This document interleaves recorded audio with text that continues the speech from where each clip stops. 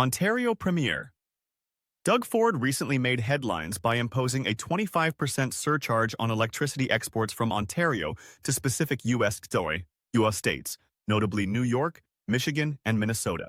This unprecedented step, taken on March 10, 2025, comes in direct response to the 25% tariffs recently levied by the United States on various Canadian imports, escalating ongoing trade tensions between the two close economic partners. Premier Ford clearly articulated the reasons behind Ontario's bold move, stating it as a necessary countermeasure to safeguard provincial and national economic interests.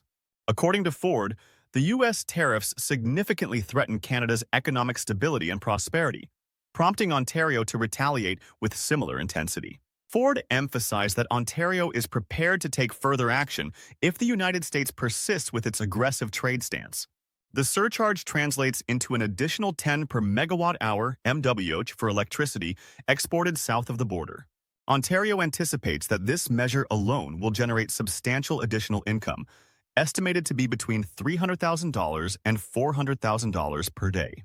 This revenue stream, Ford argues, is a positive development for Ontario's economy, potentially allowing for enhanced investment in provincial infrastructure, services, and economic initiatives.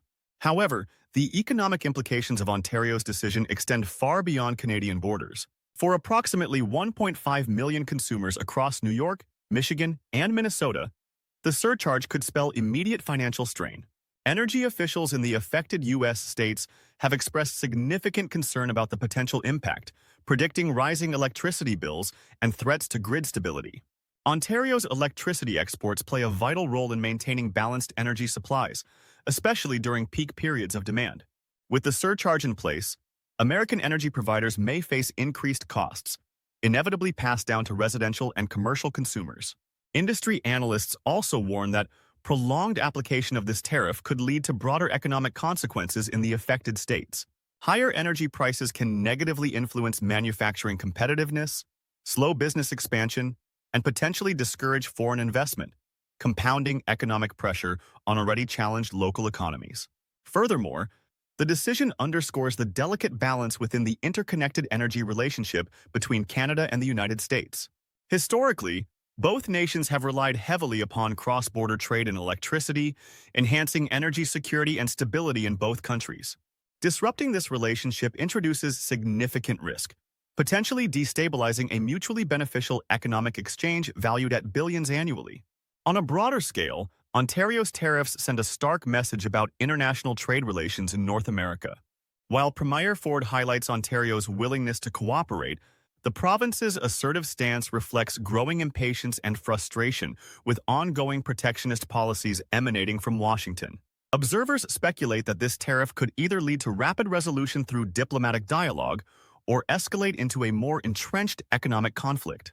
In conclusion, Ontario's decision to impose a 25% surcharge on electricity exports to certain U.S. states serves dual purposes. It acts as a powerful retaliatory measure against U.S. tariffs and provides Ontario with significant additional daily revenue.